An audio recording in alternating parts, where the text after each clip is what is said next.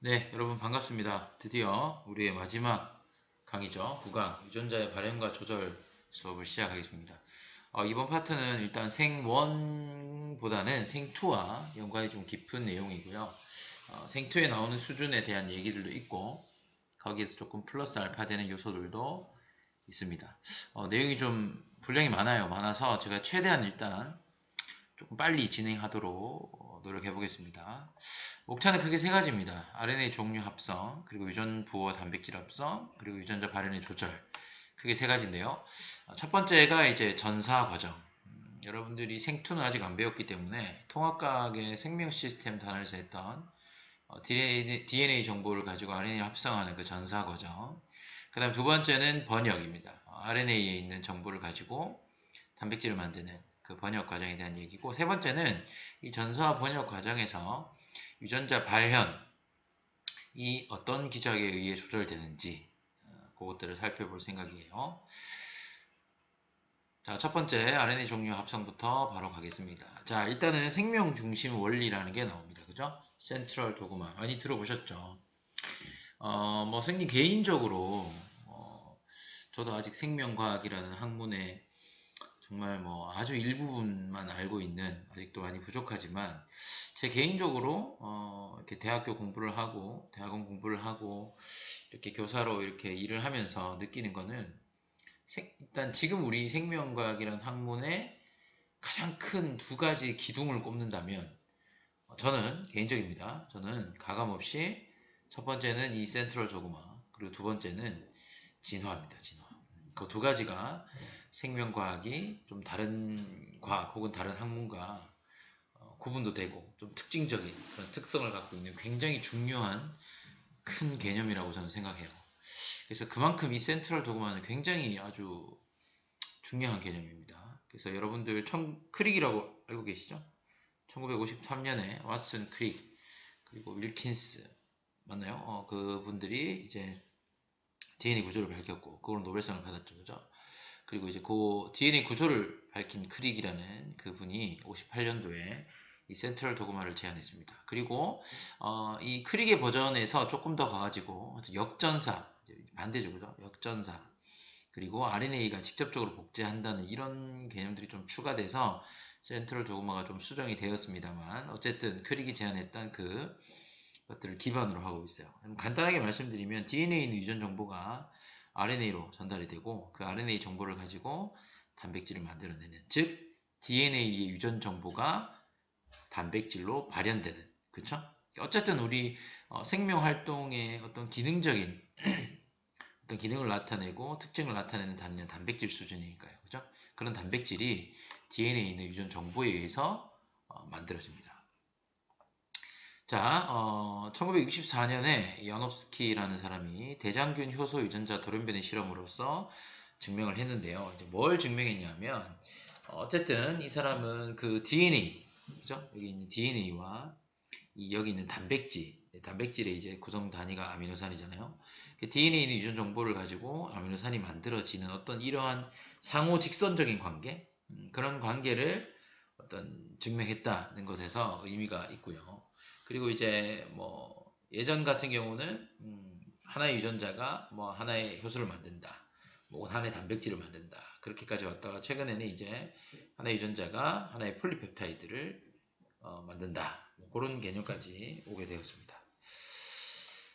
자, 요거는 이제 여러분들 그 센트럴 도그마의 어떤 개관이라고 보시면 됩니다. 이제 세균이죠. 세균은 여러분들 알고 계시겠지만 원핵 세포입니다. 자, 원핵 세포란 말은 보시다시피 세포 안에 핵막이 없습니다. 그리고 지금 우리 여기 있는 진핵세포, 유카리오틱 셀, 이게 진핵세포거든요. 그 이제 EU, U 이런 게 이제 진짜의 이런 뜻입니다. 그래서 진핵세포는 지금 일단 핵만 그려놨지만 핵을 제외한 나머지 막성 세포 소기관, 그죠? 소포체, 골지체, 그리고 미토콘드리아, 그리고 식물세포 같은 경우에는 영록체, 이런 막성 세포 소기관이 있는 세포가 진핵세포고, 원핵세포는 어떤 핵막 등의 막성 세포 소기관이 없습니다. 없지만 얘들도 DNA가 있어서 이걸 가지고 자기들이 자체적인 효소가 있어서 이 DNA 유전 정보로부터 단백질을 만들어내는 이 과정을 충분히 할 수 있는 그런 친구들이에요. 여기 있는 이제 트랜스크립션이 전사고요. 트랜슬레이션이 번역입니다. 차이는 여러분들 보시면 이제 세균 같은 친구들은 DNA에 있는 정보를 가지고 mRNA, 여기서 m은 메신저 RNA입니다. 이 단백질에 대한 정보가 암호화되어 있는 RNA, 그쵸? 사실 우리가 뒤에 가서 할 거지만 RNA가 종류가 되게 많거든요. 그 RNA 중에는 어떤 이런 단백질에 대한 정보, 이런 암호가 없는 RNA도 많습니다. 그래서 여기를 그냥 RNA라고 하지 마시고 mRNA라고 지금 이렇게 표현을 해놨죠, 그죠? 단백질을 만드는 과정이니까요. 근데 여기 보시면 DNA로부터 바로 mRNA를 만들고 그걸 가지고 리보솜에서 바로 폴리펩타이드, 얘가 나중에 이제 접혀서 단백질이 되죠. 이제 요렇게 어떤 이 가공 과정이 없어요. 그러니까 이제 RNA에 대한 가공 과정이 없는데, 이 진핵세포 같은 경우는 핵 안에서 전사가 일어나면 RNA 프로세싱이라고 해서 이 RNA 가공 과정이 있습니다. 그래서 이제 사실 뭐 DNA가 전사돼서 mRNA를 만든다 이렇게 바로 얘기하지만 사실은 이 mRNA 전구체 단계가 있고, 얘가 RNA 가공 과정을 거쳐서 우리 뒤에서 할 겁니다만 5캡 5말단의 그 mRNA 프리 mRNA 5말단에 캡 모자를 씌우는, 그리고 3말단에 폴리 A 꼬리를 붙이는 그런 것들, 그리고 스플라이싱이라고 하는 그런 어떤 크게 두 가지의 우리 가공 과정을 뒤에 살펴볼 거거든요. 그런 가공 과정을 거쳐야 이제 진짜 mRNA가 되고, 이 mRNA가 핵공을 통해 핵 밖으로 빠져나와서 세포질에 있는 리보솜에 가서 폴리펩타이드를 만드는 그 번역 과정이 일어난다는 것을 보여주는 겁니다. 되겠죠? 자, 방금 여러분들 말씀드렸던 그 RNA의 종류에 대한 얘기를 조금만 하겠습니다. RNA는 크게 mRNA, 메신저 RNA와 non-coding RNA라고 해서 단백질에 대한 그 어떤 암호 서열이 아닌 비암호화 RNA도 있습니다. 그쵸?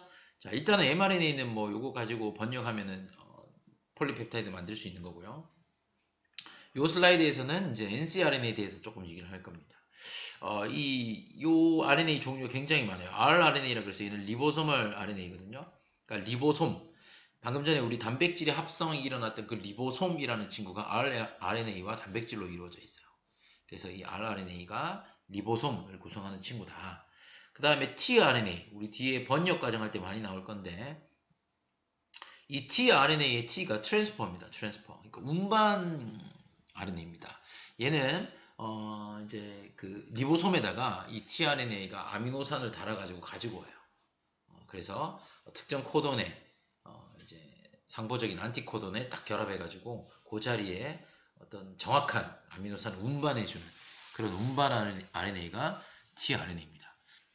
네. 그 다음에 이제 세 번째는 snRNA라고 해서 얘는 이제 작은 핵 RNA, small nuclear RNA, 작은 핵 RNA라고 해서 이제 스플라이솜, 이제 스플라이싱 하는 그 복합체거든요.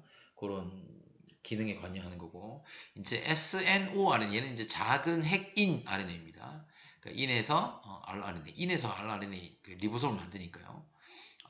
rRNA의 변형에 관여한다 이렇게 돼 있고, 그 다음에 이제 RNAi라고 하는 요거는 이제 RNA 간섭이라고 하는 건데, 요것도 우리 뒤에 나오긴 나와요. 그래서 마이크로 RNA와 이제 여기 소형 간섭 RNA, siRNA 이런 친구들이 이 mRNA 이 친구를 뭐 부수기도 하고 혹은 이 번역을 억제하는 기능을 하기도 하거든요. 그러니까 그런 것들 과정에 관여하고, 그리고 또 다른 여러 가지 염색질의 구조 변화에 관여하는 친구들이 있습니다. 네, 이제 원핵 세포에서 RNA가 합성된다.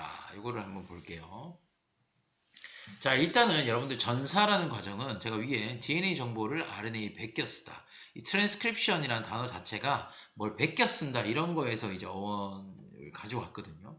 그러니까 DNA는 원본입니다. 유전 정보가 있는 원본이고, 그 어떤 세포에 내가 어떤 전사 번역에서 단백질을 만들 때마다 그 원본을 들고 다닐 수가 없거든요. 훼손될 수도 있는 거고, 그치? 그래서 이 원본을 보존하기 위해서 사본 개념인 RNA를 내가 필요한 부분의 정보만 베꼈어서 그 RNA를 갖고 가서 리보솜에 가서 단백질을 만드는 그런 어떤 시스템을 세균부터 인간까지 지구상에 있는 모든 대부분의 생물체가 같은 이 시스템을 씁니다. 물론 원핵세포, 진핵세포의 차이가 있긴 있지만 어떤 전체적인 큰 범위는 굉장히 공통성이 있다는 겁니다. 자, 그래서 여기 밑에 전사를 할 때 원핵세포 같은 경우는 아까 말씀드렸지만 핵막이 없거든요. 그래서 전사나 번역 과정이 전부 다 그냥 세포질에서 일어나요. 근데 어쨌든 전사는 DNA에 있는 정보를 가지고 RNA를 만드는 거니까 이 RNA 중합 효소라는 게 굉장히 중요해요. 근데 원핵세포는 RNA 중합 효소가 하나밖에 없습니다. 진핵세포는 3가지 있거든요. 근데 원핵세포는 하나밖에 없어요. 여기 보시면 대표적으로 이제 세균, 대장균, 제일 대표적인 세균이죠. 여기 보시면 이제 알파 2개, 그리고 베타 프라임, 베타, 오메가까지 해서 요거를 우리가 이제 요거를 핵심 효소라고 합니다. 핵심 효소라고 하고요. 그 다음에 이제 요 밑에 있는 시그마 인자가 있어요. 얘들 둘이를 합치면 이제 완전 효소가 되는 겁니다. 이해되시죠?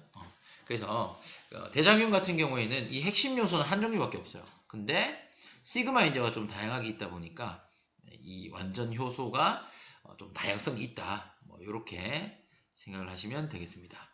자, 그 다음에 전사의 방향, 뭐 주형 가닥 이런 말이 나오는데요. DNA는 이중 나선이잖아요. 이중 가닥이잖아요. 그렇죠? 근데 이 DNA 이중 가닥 중에 한 가닥만 가지고 RNA를 베꼈어요.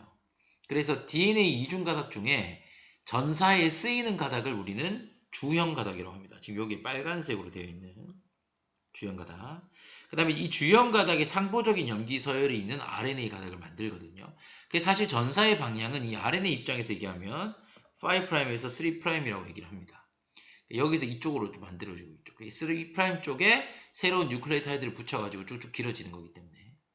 참고로 여기 5', 3'은 여러분들 뉴클레오타이드 당에 RNA 같으면 리보스겠죠. 그 리보스의 탄소 번호를 의미합니다. 리보스는 5탄당이니까요. 탄소 번호를 의미합니다. 자, 그러면 이제 5', 3'이니까 이쪽에가 5'이고 빨간 쪽이 잘못됐네요. 여기가 3'이죠. 3', 여기가 5'. 여기가 3', 3말단, 여기가 5말단. 그림이 잘못됐네요. 책에서 바꾼 건데. 자, 됐죠? 오케이. 자, 그 다음에 계속해서 갑니다. 이제 프로모터라는 얘기가 나와요. 여러분 오늘 좀 처음 듣는 얘기가 좀 많죠? 재밌습니다. 잘 들어보세요. 나만 재밌나요? 아니죠. 자, 프로모터. 자, 프로모터라는 개념이 나오는데, 프로모터는 프로모터? 약간 이제 RNA 중합 효소가 여기 나옵니다만, RNA 중합 효소가 이제 전사를 시작할 때 처음 결합하는 위치를 우리가 프로모터라고 해요. 그 위치를. 여기 밑에 보시면 박테리아의 전형적인 프로모터. 그러니까 프로모터는 이제 DNA죠. DNA 위치죠. 그죠? 그러니까 RNA 중합 효소가 이 DNA 위치에 이렇게 붙어서 개시를 해야 되는데 그 지역을 우리가 프로모터라고 부른다. 이렇게 생각하시면 되고, 그리고 이제 이 프로모터에는 공통서열이라는 게 있어요. 공통서열이라고 해서 여기 보시면 마이너스 10 지역 해가지고 TAT, AAT 요 서열, 그 다음에 마이너스 35 지역에 TTG, ACA 뭐 요런 지역들의 이제 대부분의 프로모터에 다 있는 이런 공통서열이라고 하고요. 그리고 참 여기에 있는 마이너스 10, 마이너스 35 이게 다 뭐냐면, 일단 얘가 여러분 기준입니다. 기준. 얘가 이제 전사를 개시하는 지점이라고 보시면 돼요.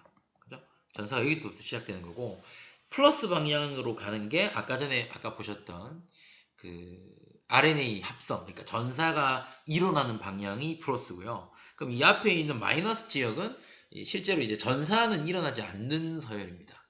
그쵸? 근데 이제 RNA 중합 효소가 이 부분을 인식해서 붙어가지고 여기서부터 이제 전사가 시작되는, 그렇게 생각을 하시면 되겠습니다. 됐죠? 프로모트란 개념 기억을 해주시고요. 그리고 이제 요 플러스 1부터 마이너스 10, 요 사이 이제 염기가 이제 10개 차이 난다. 뭐 이런 뜻입니다. 자, 이게 이제 원핵세포에서 이제 본론입니다. 원핵세포에서 RNA를 합성을 어떻게 하냐. 굉장히 이제 간략하게 여러분들 그냥 이렇게만 설명을 하겠습니다. 일단은 제가 뭐 친절하게 이렇게 다 적었어요, 여러분. RNA 중합 효소의 시그마 인자가, 그쵸? 아까 RNA 중합 효소에 이 시그마 인자가 붙어가지고 완전 효소가 되잖아요, 그죠? 기억나시죠? 우리 방금 했는데 이 핵심 효소에, 그죠? 시그마 인자부터 완전 효소가 됐는데, 이 완전 효소에 있는 시그마 인자가 아까 프로모터에 있는 요 마이너스 35 요 지역을 인식합니다. 그래서 얘가 또 붙어요. 그쵸? 붙어가지고 이 완전 효소 자체가 이 프로모터에 결합해요. 여기 보시면 결합되어 있죠. 자, 그래서 이렇게 결합을 합니다. 그래서 얘가 이제 쭉 가다가 이제 마이너스 10 지역에 딱 도달을 하면 이제 DNA의 이중나선이 이제 풀리기 시작하고, 여기서부터 이제 전사가 시작됩니다. 아까 플러스 1지역부터 전사가 시작됩니다. 그리고 전사가 개시되고 나면 이제 이 시그마는 인자는 방출이 됩니다. 방출이 되고 이 위에 있는 그러니까 나머지 핵심 효소 요것들이 쭉 가면서 여기서부터, 그죠? 쭉 가면서 여기 새로운 파란색 가닥의 RNA 가닥을 합성합니다. 이게 이제 전사가 일어나는 거죠. 그게 이제 아까 전에도 말씀드렸지만 DNA 이중나선을 풀어줘야 돼요. 왜냐하면 풀어서 그 두 가닥 중에 한 가닥만 주연 가닥으로 해서 그 친구의 염기의 상보적인 염기 서열을 RNA 서열을 만드는 거기에 전사이기 때문에 그 풀어주는 그 역할도 이 RNA 중합 효소가 합니다. 자, 그래서 이제 쭉 신장 이제 쭉 길어지는 거예요. 쭉 이동하면서, 그렇죠? 이만큼 이제 새로 RNA를 이만큼 만들었어요. 만들어 가지고 이제 종결 신호에 딱 도달을 하면 이 합성된 이 RNA를 방출시키고 이 RNA 중합 효소도 분리돼서 얘도 이제 떨어져 나갑니다. 그러면 전사가 된 거예요. 그쵸? RNA 가닥을 만들었죠. 됐죠? 간단하죠? 자, 그 다음에 여기 보시면 이제 이건 종결입니다. 여러분. 종결. 그래서 아까 전에 우리 프로모터에 이제 RNA 중합 효소가 와가지고 전사를 개시해서 그 다음에 쭉 따라가면서 새로운 RNA 가닥을 만드는 신장 과정을 거쳐서 이제 마지막 종결 이제 끝내는 거예요. 자, 방금도 보셨겠지만 이제 그 RNA 중합 효소가 어떤 종결 신호에 도달을 하면 이게 RNA가 떨어져 나오고 이제 RNA 중합 효소도 분리돼서 나간다 그랬죠. 그 과정을 조금 더 디테일하게 설명을 하는 겁니다. 자, RNA 중합 효소가 종결 신호에 도달을 해요. 도달을 하면 이제 줄기, 여기 보시면 줄기 고리 구조, 그래가지고 줄기, 여기 줄기 같죠? 여기 고리, 그죠? 이런 구조를 형성합니다. 이 RNA가 여기 보시면 이렇게 있다가 이렇게 고리처럼 이렇게 이런 구조, 여기 이제 줄기 고리 구조입니다. 이런 식으로 RNA가 이제 이렇게 형성이 돼요. 그러고 나서 이제 이 유라실 8개 유라실이 이 줄기 고리 구조 뒤에다가 신장이 붙어요. 쫙 붙어가지고 이제 이런 구조를 이룹니다. 그러면 이제 여러분들 유라실의 상보적인 염기는 아데닌이잖아요, 그죠? 그러면 이 아데닌하고 유라실의 결합은 그 사이토신 구아닌 결합보다 수소 결합의 수가 좀 적습니다. AU 사이에는 이제 수소 결합이 2개씩 있으면 CG 사이에는 수소 결합이 3개씩 있거든요. 그래서 이 AU가 이렇게 쫙 있으면 이제 이 수소 결합의 수가 좀 적어서 여기 있는 DNA로부터 좀 쉽게 분리가 될 수 있어요. 그래서 요 만들어진 mRNA가 DNA로부터 딱 분리되는 요게 이제 전사의 종결 과정이다. 이렇게 알아두시면 되겠습니다. 자, 지금 굉장히 빨리빨리 지나고 있습니다, 여러분. 따라오기 괜찮죠? 이 정도면. 오케이. 자, 이제 진핵세포로 넘어왔습니다. 여러분, 진핵세포는 방금 했던 원핵세포에 비해서 굉장히 복잡한 그런 과정을 갖고 있습니다. 근데 그 복잡한 거 우리가 다 볼 수는 없고요. 중요한 좀 굵직굵직한 것들을 갖고 왔는데, 아까도 말씀드렸지만 원핵세포는 RNA 중합 요소가 한 가지, 그쵸? 한 종류. 물론 그 시그마 인자가 다양해서 좀 다양성이 커지긴 하지만, 그쵸? 한 종류. 근데 진핵세포는 3종류나 있습니다. 그래서 RNA 중합요소 1, 2, 3 위치는 서로 다르고요. 그리고 얘네들이 만드는 그 RNA 산물도 좀 다른데 우리가 이제 주로 이 단백질에 대한 암호 서열이 있는 이 mRNA는 중합요소 2가 이 mRNA를 만듭니다. 그쵸? 이 정도로 하면 될 것 같습니다. 자, 그리고 이제 여기에 있는 그 뭐 항생제 액티노바이신 D에 대한 민감성 이거는 지금 왜 나오냐면 그 항생제 액티노바이신 D 하는 게 얘가 이제 그 DNA의 이중나선을 못 풀게 해요. 그러니까 이중나선이 풀림을 억제하면 이 RNA 중합요소로부터 전사가 잘 안 일어나죠. 그죠? 전사를 방해하는 거예요. 그렇죠? 그럼 이제 이게 왜 중요하냐? 그러면 이제 이것들을 이용해서 이렇게 전사를 방해하는 것을 이용해 가지고 어느 유전자가 어느 중합효소에서 전사되는지 이런 것들을 밝혀냈다. 그 과정에 이 항생제 그리고 뭐 독버섯 무슨 독버섯인지 좀 정확히 기억 안 납니다만 뭐 어떤 독버섯에 있는 물질하고 요거하고 두 개 가지고 이런 식으로 해가지고 중합효소마다 어떤 역할을 하는지를 밝혀냈습니다. 그런 의미에서 여기 이제 표에 적혀 있는 것 같아요. 자, 이제 조금 더 디테일하게 보겠습니다. 자, 진핵세포의 이제 프로모터 구조가 나오고, 그 중에서도 핵심 프로모터라는 얘기 나오는데요. 이제 타타 박스, 타타 상자, 중요합니다. 타타 상자. 이 타타 박스가 포함된 지역을 우리는 좀 핵심 프로모터라고 부르고요. 아까 앞에서 봤던 원핵세포의 그 마이너스 10 여기 있는 지역과 유사한 역할을 합니다. 그래서 이제 이 타타 상자가 여기 보시면 마이너스 한 26에서부터 마이너스 한 31 지역에 요 이제 서열이 오말단 TATA 타타 그죠? AA 요런 서열이거든요. 그죠? 타타 박스 뭐 이렇게 불러요. 이제 요 부분이 있는 게 이제 핵심 프로모터라고 합니다. 근데 이제 중요한 차이점은 뭐냐면 아까 전에 원핵세포 같은 경우는 RNA 중합요소가 프로모터에 그냥 갖다 붙어요. 그쵸? 근데 이 진핵세포의 경우에는 RNA 중합요소가 프로모터에 직접적으로 결합을 할 수가 없습니다. 이 없기 때문에 이 RNA 중합요소가 프로모터에 결합할 수 있는 거를 도와주는 친구들이 있어야 돼요. 그 중에 하나가 이 친구예요. 이 친구는 이제 일반 전사 인자에 속하는 친구거든요. 이 친구가 여기 보시면 이제 요거죠. 이 친구가 핵심 프로모터 지역에 먼저 결합을 해서 RNA 중합요소 2, 얘가 이제 mRNA를 만들죠. 얘가 결합을 하도록 촉진시키는 그런 친구가 되겠습니다. 그죠? 여기 이제 이니시에이터 1부터 여기서부터 이제 전사 개시 시점이고 그렇죠? 여기는 이제 좀 뒤에 있는 후기 서열이고 됐습니까? TBP, 뭐 타타 이게 여기 바인딩 프로테인 해가지고 여기 붙는 단백질 이 전체를 이제 이 일반 전사인자 이 친구가 와서 RNA 중합요소가 붙도록 결합하도록 촉진하는 역할을 한다. 이렇게 말씀을 드리고요. 자, 그 다음에 이제 또 복잡해지죠. 진핵세포의 RNA 합성에는 전사인자가 관여한다 이렇게 되어 있는데 제가 이제 과정을 좀 구분해 놨습니다. 아까 원핵세포 때도 잠깐 말씀을 드렸지만 어쨌든 이 전사 과정이 개시, 신장, 종결 개시 이제 시작하는 거죠.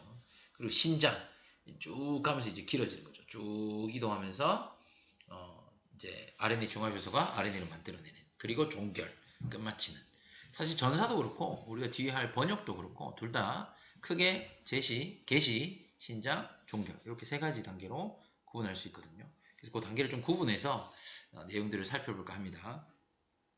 자 여기 보시면 이제 번호를 붙여놨는데요. 그 진핵세포의 프로모터에는 방금 보셨던 타타박스가 있습니다. 그래서 타타박스 그죠? TATA 그죠? 타타박스가 프로모터에 있습니다. 그래서 아까도 보셨듯이 이 타타박스에 일반 전사인자가 붙어가지고 여기 보시면 transcription factors 해가지고 이 전사 인자들, 요 인자들이 이렇게 막 붙습니다. 뭐 이거 그냥 우리 이제 그냥 두리뭉실하게 전사 인자 뭐 이렇게 얘기합니다. 그래서 이제 몇몇 전사 인자들이 여기 붙어가지고 다타박스 상자에 붙어서 이제 RNA 중합효소 2가 올 수 있도록 그런 역할을 하는 거죠. 그 다음에 이제 어디셔널, 그러니까 좀 추가적인 또 전사 인자들이 또 붙어요. 그죠? 추가적인 또 전사 인자들이 막 붙어가지고 결국은 RNA 중합효소 2가 프로모터 지역에 붙을 수 있도록 그렇게 합니다. 이제 요 정도 되면 이제 전사 개시 복합체라는 이 컴플렉스를 형성하죠. 그래서 여기서부터 이제 전사가 개시가 되는 겁니다. 자, 그러면 아까 전에 그 원핵 세포의 그 친구랑 마찬가지로 RNA 중합효소와 마찬가지로 이 진핵 세포의 RNA 중합효소 2 이 친구도 DNA에 있는 요 이중나선을 풀었죠. 이중나선을 풀고 RNA를 합성을 시작한 5'에서 3' 방향으로 죠. 새로운 RNA를 만들어내는 겁니다. 됐습니까? 원핵 세포의 차이점은 여러 가지 전사 인자들이 부착해서 좀 매개한다. 그렇게 생각하시면 되겠습니다. 자, 이제 두 번째는 신장입니다. 이제 신장. 아까 말씀드렸지만 전사 방향은 5'에서 3' 방향이다라고 해요. 새롭게 만들어지는 요 주황색으로 된 RNA 분자가 5말단에서 3말단 쪽. 즉, 다르게 표현하면 이 새롭게 만들어지는 RNA에 3말단에 새로운 또 RNA 뉴클레오타이드를 계속 붙이는 건데, 여기서 붙일 때 중요한 거는 여러분들 반드시 염기는 상보적으로, 그렇죠?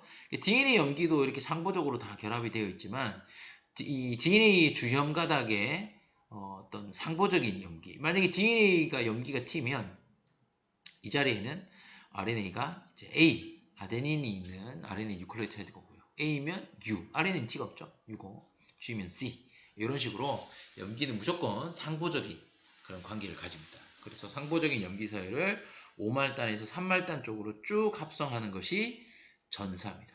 이 큰 게 이제 여러분 RNA 중합효소, 아까 봤던 전사 개시 복합체, 그죠? RNA 중합효소가 메인이죠, 그죠?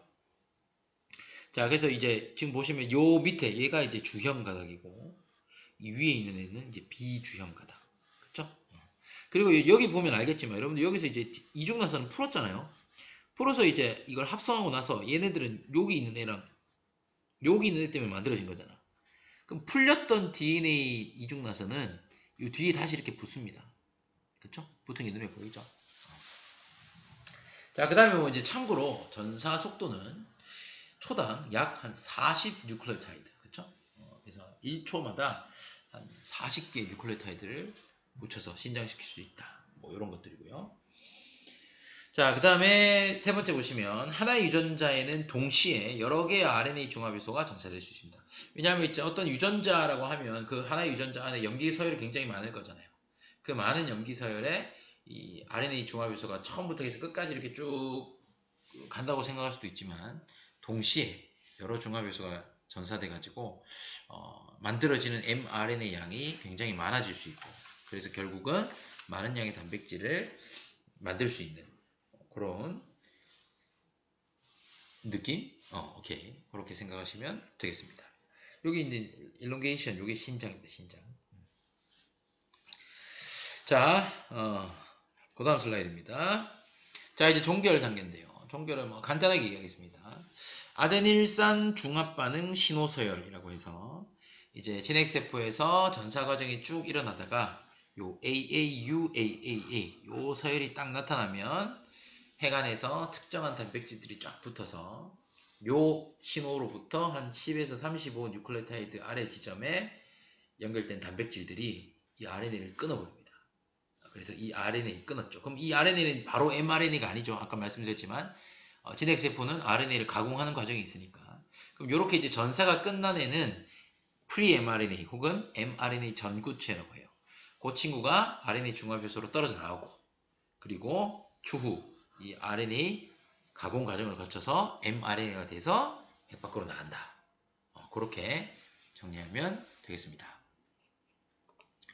자, 뒤에 보시면 이제 RNA 가공에 대한 얘기가 나와요. 아까 제가 말씀드렸지만 5캡 그리고 폴리의 꼬리 요거 얘기 그죠? 그리고 이제 RNA 스플라이싱 얘기를 할 겁니다. 자, 요거는 여러분들 그 원핵세포의 그 전사 과정과는 달리 진핵세포는 계속 지금 반복해서 말씀드리지만 RNA 가공이라는 과정이 있습니다. 그래서 여기 보시면 프리 mRNA를 RNA 프로세싱을 통해서 이제 mRNA를 만드는 과정이죠. 첫 번째가 이제 5캡, 여러분 캡 모자잖아요, 모자. 그죠? 그 5말단에 모자를 쓰는 거예요. 이 모자에 보시면 이게 이제 좀 그 변형된, 그죠? 변형된 구안인 뉴클레오타이드가 이 5말단 끝에 붙습니다. 그래서 요거를 우리가 5캡이라고 해요. 5말단 캡, 5말단 모자. 됐죠? 그 다음에 여기 이제 스타트 코돈부터 스탑 코돈, 여기가 이제 실제 이제 단백질로 만들어지는 그런 부분이고요. 그 다음에 이제 5말단 UTR, 여기 뭐 3말단 UTR 이런 말 나오는데, 아까 요거 봤죠? 아까 그 앞에서 AAU, 그죠? 아데닐산 중합 반응, 신호서열, 이거 나오죠, 그죠? 그리고 여기 있는 UTR은 뭐냐면, 이제 untranslated region, 즉, 비번역 부위. 그러니까 이제 여기에 있는 DNA 염기는 실제로 그 단백질, 아미노산 서열에 대한 그런 정보를 포함하지 않는 지역이라 해서 비번역 부위, 뭐 이렇게 우리가 표현을 합니다. 그래서 5말단 쪽에는 모자를 씌우고요. 그 다음에 3말단 쪽에는 폴리 테일을 붙여요. 폴리는 많은이라는 뜻이죠. 그러니까 이제 아데닌, 여기 보시면 한 50에서 한 250개 정도 되는 아데닌 뉴클레오타이드를 쫙 갖다 붙이는 이게 이제 폴리A입니다. 자, 그러면 왜 이런 그 RNA에다가 왜 이렇게 끝에 이런 걸 붙이냐? 그렇게 하면 한 두 가지 정도를 얘기할 수 있는데요. 첫 번째는 mRNA가 해간에 있는 다른 종류의 어떤 가수분해 효소에 의해서 분해되지 않도록 보호해주는 역할을 한다. 첫 번째. 두 번째는 이제 결국 이 나중에 이 가공 과정을 다 거친 친구가 핵공을 통해서 이제 해간에서 세포질로 나와야 되죠. 그 과정에 도움을 준다. 이렇게 두 가지 측면에서 설명을 하고 있습니다. 그쵸? 오케이. 괜찮습니까? 좋아요. 자, 이제 전사의 마지막입니다. 전사의 마지막 파트. RNA 이어 맞추기. 영어로는 RNA 스플라이싱입니다. 자, 요거는 뭐 쉽게 얘기하면 이렇게 자르고 붙이는 거니까 약간 편집이라고 생각하시면 돼요. 뭐 우리 영화 편집하는 것처럼 이렇게 편집하는 과정인데요. 이 이제 RNA를 자르고 붙입니다. 근데 자르고 붙이는데 이제 그러면 잘려 나가는 부분이 있을 것이고 안 잘려 나가고 붙는 부분이 있겠죠. 그래서 여기 그림을 보시면 알겠지만 엑손이라고 하는 엑손이 결국은 나중에 이제 그 아미노산 서열로 단백질로 만들어지는 부분이에요. 그리고 이게 결국은 mRNA 즉 핵 밖으로 나오는 RNA 서열이다. 이렇게 표현을 합니다. 그쵸? 이 부분. 그쵸? 이 부분. 근데 이제 인트로는 뭐냐면 이 엑손들 사이사이에 이제 그 아미노산의 어떤 그 정보가 없는 이제 아모아 영역이 아닌 비아모아 단편들을 우리는 인트론이라고 불러요. 그래서 이 인트론 부분들을 잘라가지고 빼고 이렇게 엑손 부분 쫙 붙여가지고 mRNA를 만들어서 핵 밖으로 나갑니다. 그쵸? 근데 여러분들 이제 대략 이렇게 보시면 인트론 부분이 좀 많아 보이죠? 뭐 평균적으로 말씀을 드리면 그 DNA 분자의 평균적인 전사 단위가 약 한 27,000 뉴클레오타이드 정도라고 하거든요. 그럼 27,000 뉴클레오타이드, 프리-mRNA에서 한 27,000 뉴클레오타이드 중에 결국은 얼마만 나가느냐? 한 1200 뉴클레오타이드만 평균적으로 나가요. 10%도 안 되죠. 한 5%도 안 되는 것 같아. 그지? 27,000이니까. 그죠? 10%가 2,700. 절반도 안 되잖아. 5%도 안 되는 그 서열만 엑손으로 나가요. 그렇죠? 그래서 굉장히 이 RNA 이어 맞추기, 스플라이싱 이 단계가 굉장히 많은 부분들을 빼가지고 갑니다. 그리고 실제로 여러분들 우리 그 DNA 염기 서열에서 우리가 보통 그런 단백질을 암호화하는 유전자 단백질을 암호화하는 서열은 유전자는 DNA 전체 서열 중에 뭐 2%도 안 돼요. 2%도 안 됩니다. 유전자라고 하는 우리가 얘기하는 것들은. 자, 그래서 이렇게 해서 이제 전사에 대한 얘기를 좀 마치고요. 이제 번역에 대한 얘기를 좀 하겠습니다.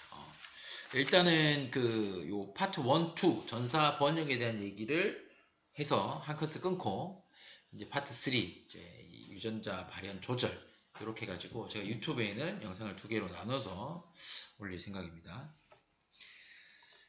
자, 유전부와 단백질 합성 이제 이게 이제 번역입니다. 번역, 트랜슬레이션이라고 하는. 근데 여러분들 우리가 번역이란 말을 실제 일상생활에도 많이 쓰죠. 구글 번역기, 그죠? 한글을 영어로 번역한다. 뭐 이런 말 쓰듯이 왜 그렇게 이제 우리가 번역을 많이 쓰냐 하면 아까 전에 제가 전사는 베껴 쓰는 의미였잖아요. DNA와 RNA가 서로 다른 분자지만 어떻든 같은 핵산이고 얘네들은 뉴클레오타이드라는 같은 언어를 써요. 그래서 그냥 뺏겨 쓰면 돼. 근데 이제 RNA를 가지고 단백질을 만드는 이 번역 과정은 RNA는 뉴클레오타이드 언어를 쓰지만 단백질은 아미노산 언어를 쓴단 말이지. 언어가 다르단 말이야. 마치 한국어 영어처럼. 그럼 뭘 해야 돼? 번역을 해야지. 그래서 번역이라는 용어를 쓰는 거예요. 그래서 제가 뉴클레오타이드 언어를 아미노산 언어로 바꾸다 이런 식으로 표현했습니다. 조금 이해가 되시나요? 자, 이거는 여러분 통합과학 때도 배웠고 생투에도 나옵니다. 통합과학 때 한 게 기억이 나겠습니까? 그죠? 지금 하시면 됩니다. 자, 유전부호는 3연기로 이루어져 있습니다. 보시면 코돈이라는 용어 이게 중요하거든요.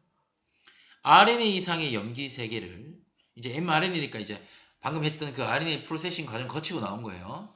암호화 서열입니다. 그죠? 그러면 이 mRNA에 있는 염기 3개를 한 세트로 하나의 코돈이라고 부르고 이 3개의 염기가 하나의 코돈으로서 하나의 아미노산을 지정해요.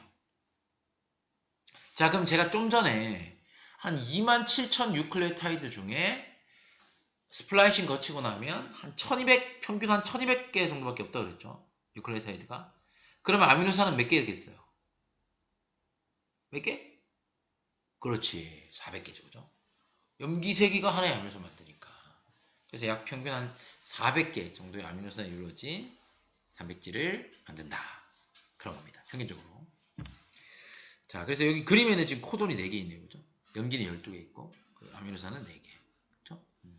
여기 있는 이제 보시면, 이것도 이제 할 줄 알아야 돼요. 여러분들, RNA가 UGG잖아. 그러면 DNA는 뭐였겠어? 요거야. ACC. 그죠? 이 TGG, T가 U로 바뀐다.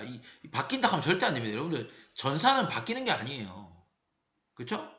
물론 여러분들 좀 궁극적으로 보면 DNA의 주형 가닥과 비주형 가닥도 서로 상보적이고 DNA에 있는 주형 가닥과 RNA도 서로 상보적이라서 결국 이 DNA의 비주형 가닥과 mRNA의 염기가 똑같아요. T만 U가 다르지. 근데 우리가 방금 전에 했던 전사 그리고 RNA 가공 이 과정도 있기 때문에 절대 여러분들이 전사를 뭐 DNA가 RNA로 바뀐다 이런 말 하면 큰일 납니다. DNA, RNA는 완전히 엄연히 다른 문제예요. 염기도 다르고 담도 다르잖아요. 그렇죠? 그래서 이 위에가 이제 주형 가닥입니다. 그래서 DNA ACC에 있는 상보적인 염기 UGG를 새롭게 합성해서 RNA를 만든 거예요. 자, 그럼 UGG가 왜 생긴 이거 TRP 뭡니까? 트립토판입니다. 여기에 있는 뭐 PH, 페니랄라닌, 류신, 뭐 세린, 프롤린 이런 거는 아미노산의 다 약자예요. 아이소류신, 발린, 그죠? 알라닌, 글라이신, 등등. 여러분들 한번 심심하면 세보세요. 약자가 총 몇 가지인지. 이 조심하세요. 여기도 세린 있고 여기도 세린 있어. 세보시면 아미노산 우리 몇 가지죠? 20가지, 그쵸? 심심하면 세보세요. 20가지입니다. 한번 찾아볼까요? UGG 어디 있어? 첫 번째 U, 두 번째 U, G, 그다음 세 번째 G, U, G, G 이렇게 찾는 거야. 트립토판, 트립토판. 한 번 더 해볼까? 여기 페니랄 이런 식으로 다 나오겠죠, 그죠? 이런 식으로 됐죠? 그리고 여러분들 어쨌든 세 개가 하나의 코돈이기 때문에 코돈의 가지수는 몇 개겠어요? 요 한 자리에 올 수 있는 경우의 수가 4개잖아. 연기 4종류니까. 근데 중복돼도 상관없잖아. 그래서 4 곱하기 4 곱하기 4니까 4의 3승에서 64가지예요. 코돈이 64개야. 근데 아미노산은 몇 개밖에 없어? 20종류밖에 없어. 그러면 64개 가지고 20종류를 하다 보니까 겹칠 수밖에 없어요. 뭐냐? CCU, CCC, CCA, CCG 전부 다른 4가지의 코돈이 프롤린이라는 똑같은 아미노산을 지정한다는 거예요. 겹칠 수밖에 없죠. 근데 이제 조금 디테일하게 얘기하면 이 64 중에 마이너스 3, 3개는 빼야 됩니다. 누가? 스탑 코돈은 빼야 돼요. UAA, UAG, UGA 얘들은 스탑 코돈이라고 해서 이런 코돈이 딱 뜨면 얘들은 아미노산을 갖다 붙이는 게 아니라 이따 하겠지만 완전히 이제 종결, 그죠? 스탑 고까지 딱 멈춰서 거기까지를 하나의 폴리펩타이드로 만듭니다. 그래서 64 코돈 중에 스탑 코돈 빼고 61 코돈으로 20종류 아미노산을 지정해서 중복 일어날 수밖에 없다. 그 여기 있는 AUG가 이제 얘가 이제 스타트 코돈인데요. 이 친구는 게시 코돈이라고 해서 스타트 신호도 주지만 메사이온이라는 아미노산도 지정합니다. 다르죠? 스탑 코돈은 아미노산 지정 안 해요. 얘는 지정한다는 거지. 됐죠? 자, 이제 번역 과정을 디테일하게 한번 보겠습니다. 여러분들 번역이라는 거는 결국 mRNA에 있는 유전 정보를 토대로 단백질을 만드는 과정이 번역입니다. 언어가 다르니까 번역이죠. 근데 이 번역에는 장소가 어디서 일어납니까? 여러분 지금 이 뒤에 있는 이 갈색 이게 뭐예요? 리보솜이죠. 요 위에 있는 게 이제 큰 단위체고 밑에가 소단위체입니다. 리보솜은 2개의 단위체가 있습니다. 그리고 여기 주황색으로 있는 요 줄이 mRNA죠. 얘가 이제 리보솜에 와가지고 리보솜에서 번역 과정이 일어나서 결국 이 아미노산들이 쭉 이어진 요 사이 요거는 펩타이드 결합을 의미하겠죠? 폴리펩타이드를 합성하는데 여기서 중요한 친구가 누구냐? 바로 이 친구예요. tRNA입니다. 자, 이 tRNA가 요 위에 보시면 with 아미노 애시드를 attached해서 와요. 얘가 tRNA거든요. 요까지가. 요 tRNA가 위에 이제 아미노산을 갖고 와. 근데 여러분들 그림 보시면 어떤 거는 네모, 어떤 거는 동그라미 이게 뭐겠어? 서로 다른 아미노산 종류 다른 거를 tRNA가 각각 가져옵니다. 그럼 tRNA 하나가 뭐 오만때만 다 가져오냐? 그렇지 않아요. 보시면 tRNA의 말단에는 안티코돈이라는 게 있어요. 자, 그럼 이제 이게 무슨 원리냐면 여러분들 CCG, 그럼 tRNA의 CCG는 mRNA의 GGC와 만나요. 서로 안티죠. 그러면 아까 우리 여러분 앞에서 GGC라는 mRNA 코돈표 앞에 코덴표 코돈표 이거 외우는 거 아니야. 이거는 수능에서도 이거 주어져. 방금 뭐야? GGC 맞냐? 기억이 금붕어인가요? GGC. GGC라는 서열은 GC 글라이신이라는 아미노산을 가져와요. 그쵸? 그럼 이게 이제 좀 더 디테일하게 가면 GGC라는 서열이 나오면 안티코돈 CCG라는 안티코돈을 가진 tRNA가 여기 갖다 붙는데 이 친구가 글라이신을 가지고 있는 거야. 그래서 우리는 이 안티코돈을 제끼고 mRNA의 GGC라는 서열이 나오면 글라이신을 지정한다 이렇게 표현하는 거지. 근데 그 사이에는 tRNA가 운반을 하고 걔는 mRNA 코돈 서열의 상보적인 안티코돈을 가지고 있는 친구다. 이해되시나요? 괜찮죠? 그렇게 해서 tRNA가 아미노산을 아까 tRNA죠. 트랜스퍼 운반하는 RNA입니다. 이 친구가 없으면 번역이 안 일어나죠. tRNA가 자신의 안티코돈에 맞는 코돈 서열에 딱 가가지고 그 코돈에 딱 정확한 아미노산을 갖다 줘야 됩니다. 그래야 미스가 안 일어나요. 됐습니까? 자, 그럼 이제 tRNA 구조에 대한 얘기를 조금 더 자세히 볼 건데요. 이제 2차원적인 구조적인 구조는 이렇게 생겼습니다. 요 밑에 요게 이제 안티코돈이었고 수소결합하고 있고 요 위에 이제 아미노산이 붙는 지역입니다. 그죠? 3차원적인 구조로 보면 입체 구조로 보면 이렇습니다. 여기가 이제 아미노산 붙는 지역이고 여기가 안티코돈. 이거는 이제 모양입니다. 모양. 우리 책에서 보통 여러분 교과서나 책에서 이제 이런 모형으로 많이 나타내요. 요 위에 이제 아미노산이 붙는 부위고 밑에 안티코돈. 됐죠? tRNA. 기억하세요. tRNA. 자, 단백질이 합성되는 과정이 번역이다. 계속 하고 있습니다. 우리가. 자, 아미노아시드 tRNA 합성 요소 이런 말이 나와요. 얘는 뭐냐면 여러분들 방금 우리가 tRNA가 아미노산을 갖고 오잖아요. 그럼 이 tRNA에 아미노산을 붙여주는 효소가 있어. 이 효소가 아미노아시드 tRNA 합성 요소인데 여러분들 그 아까도 봤지만 안티코돈이 뭐냐에 따라 여기 붙는 아미노산 종류가 달라야 되죠. 그럼 지금 예를 들어서 AUA라는 안티코돈이 있는 tRNA에는 타이로신이라는 아미노산을 붙여야 돼요. 그 붙이는 걸 누가 하냐? 얘가 한다고, 얘가. 얘가 정신 똑바로 차리고 있어야 돼. 얘 같은 경우는 타이로신이니까 타이로신을 붙이는, 그죠? 타이로실 tRNA 신테이스, 그러니까 합성 요소입니다. 타이로실 tRNA 합성 요소가 tRNA와 타이로신을 갖다 붙이는 거예요. 그러면 이제 아미노아시드 tRNA 합성 요소라고 부르는 거는 좀 큰 얘기고, 그럼 여기에는 여러 좀 닮은 효소들이 있어서 그 효소들이 각자의 아미노산을 정확한 자기하고 그 안티코돈의 정확한 tRNA하고 결합하는 거죠. 그렇죠? 그래서 본인이 붙일 수 있는 아미노산과 tRNA 안티코돈을 보고 정확한 것들을 연결해줘야 미스가 안 일어납니다. 되겠습니까? 자, 그리고 요 아미노아시드 tRNA 합성 요소가 이 아미노산을 tRNA에 결합할 때 ATP를 써요. ATP 한 분자에서 인산 2개를 떠서 쓰니까 인산 하나를 떼면 ADP인데 2개를 뗐으니까 AMP죠. 모노잖아요. 모노, 그죠? AMP. 이렇게 해서 붙입니다. 그래서 요 과정은 흡열 과정입니다. 흡열 과정. ATP에 있는 에너지를 쓰고 이어 붙이는, 그죠? 뭐 동화작용 기억나시죠? 흡열 과정입니다. 요거는 컴퓨터 모델이고요. 그죠? 아미노아시드 tRNA 합성요소 파란색으로 되어 있는 요 아미노산과 tRNA 요 사이에 붙여주는 역할을 합니다. 신기하죠, 그죠? 자, 이어서 조금 더 힘냅시다, 여러분. 자, 이제 그 개시 단계입니다. 이제 번역의 개시 단계. 개시, 신작, 종결하면 번역 끝입니다.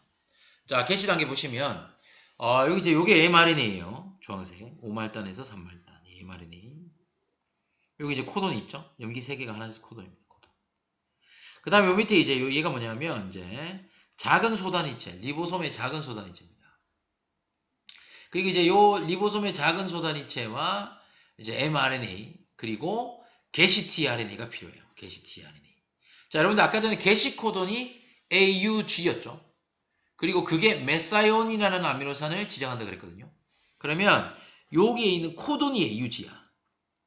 그러면 메사이오닌이라는 아미노산을 가지고 오는 tRNA 안티코돈은 UAC겠죠. 이해되세요? UAC라는 안티코돈을 가진 tRNA에 메사이오닌을 붙였지. 이거 붙이는 거 누가 해? 좀 전에 봤던 아미노아시드 tRNA 합성요소 하는 거지. 그래서 메사이온을 붙여서 가져와. 그래서 AUG 코돈 자리에 요 안티코돈이 결합하고 메사이온이 붙어서 이렇게 딱 옵니다. 자, 이렇게 이제 붙었어요. 그리고 요 단계에서 이제 요 위에 보시면 큰 거 있죠, 큰 거. 리보솜의 큰 단위체, 라지가 와서 붙어서 이제 번역 게시 복합체를 형성합니다. 번역 게시 복합체. 그러면 이제 이 게시 tRNA, 메사이오닌 이 아미노산을 가지고 있는 이 게시 tRNA는 리보솜의 이 P 사이트에 있어요. 이 리보솜이 사이트가 3개 있어요. 이 P 가려져 있죠. P, EPA, EPA 이 3가지 사이트가 있습니다. 그래서 시작은 P 사이트에 붙어서 있습니다. 그럼 이제 그 다음 붙을 놈은 A 사이트로 가요. 그렇죠? 그건 어디서 하냐? 요 다음 슬라이드 해야겠죠. 자, 이제 요게 게시입니다. 게시. 시작하는 거. 시작. 자, 시작하면 이제 뭘로 가? 신장으로 가야지. 이제 길어져야겠지. 그죠? 하나씩 볼게요. 여러분 첫 번째 코돈 인식입니다. 자, 어쨌든 요 코돈에 있는 코돈의 서열에 맞는 안티코돈이 와야 되죠. 이렇게 올 때 이렇게 코돈을 인식하고 하는데 이 GTP 가수분해가 얘네들의 정확성을 높인다. 여기 안에 여러분들 읽어보시면 나옵니다. 여러분 영어 잘하죠? 읽어보시면 나와요. 그래서 이 GTP의 가수분해로서 이 어떤 이 코돈 인식에 대한 정확성과 효율성을 높인다라고 알려져 있습니다. 그래서 이제 처음에 있는 이 친구, 제일 위에 있는 그죠? 얘가 이제 메사이온입니다. 이 친구에서 몇 개 정도 했네요. 지금 벌써 몇 개 했네요. 그리고 이제 새롭게 올 친구가 A 사이트에 붙어요. 붙어서 이제 두 번째 보세요. 이걸 잘 보셔야 돼요. 이미 기존에 이 폴리펩타이드 있었던 이 폴리펩타이드가 새롭게 온 애 위에 붙는 거예요.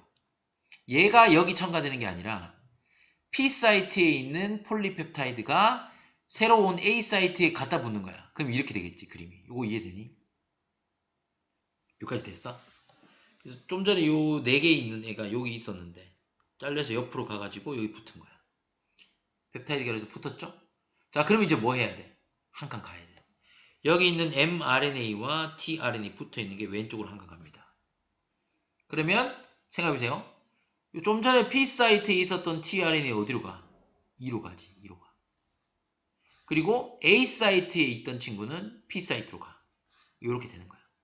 그럼 아까 처음 그림하고 똑같지? 그럼 다음 놈이 또 오면 돼. 그 다음 서열에. 그리고 방금 P 자리에 있었던 이 tRNA가 한 칸 옆으로 가면 이 자리로 가죠. excite. 나가는 거예요. 나가는 거예요. 나가서 이제 돌아다니다가 또 아미노아시드 tRNA 합성해서 붙들려가지고 또 이제 위에 이제 또 아미노산을 갖다 붙이면 되죠. 이해되겠습니까? 간단하죠? 이거 충분히 이해되죠, 여러분들? 중요한 건 이겁니다. A 자리에 있는 아미노산과 P 자리에 있는 폴리펩타이드 요거를 갖다 붙여서 요렇게 올리긴다. 요렇게 된다. 요거를 잘 생각하시면 되겠습니다. 자, 그 다음에 이제 종결입니다, 여러분들. 이제 신장 안 했으니까 종결을 해야죠. 자, 종결은 이제 스탑 코드 나옵니다. 아까 전에 보셨죠? UAZ, UAA, UZA. 이제 스탑 코돈이 나오면 이 스탑 코돈에 대한 안티코돈에 tRNA가 아미노산 갖고 와서 붙이는 게 아닙니다. 왜? 아까 우리 코돈표에서 스탑 코돈이 뜨면 아미노산 안 나온다 그랬죠. 끝난다 그랬죠. 이때는 종결 코돈에 딱 도달을 하면 이 A 사이트에 tRNA 대신 방출 인자라는 친구들이 결합해요. tRNA 구조가 유사합니다. 얘가 또 와서 붙어버려요. 잘 붙었지, 그죠? 자, 그러면 이 방출 인자가 붙고 나면 이 P 자리에 여기죠. 여기에 있는 tRNA와 이 폴리펩타이드의 마지막 아미노산 사이의 결합. 요거 끊는 거야, 요거를. 딱 끊어! 요렇게 돼. 프리가 돼, 프리. 날아가지.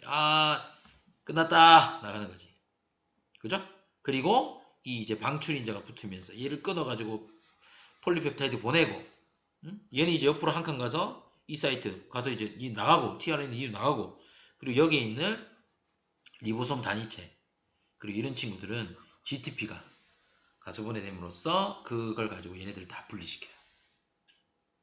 그렇죠? 요게 종결입니다. 그래서 방출 인자가 온다. 스탑 코돈이 오면 그 자리에 tRNA 대신 방출 인자가 붙어가지고 이제 폴리펩타이드 합성을 종결시키고 이렇게 만들어진 폴리펩타이드를 보냅니다. 자, 그럼 이제 요 과정에서 조금 더 디테일하게 보고 이제 번역은 마무리하도록 하겠습니다. 자, 요거는 이제 그 소포체. 여러분들 이게 소포체. ER이 소포체입니다. 여러분 소포체 뭐 기억하실지 모르겠지만 리보솜에서 만든 단백질이 소포체를 거치고 골지체를 거치면서 이제 변형되고 포장돼 가지고 세포 밖으로 분비된다. 이런 말을 하거든요.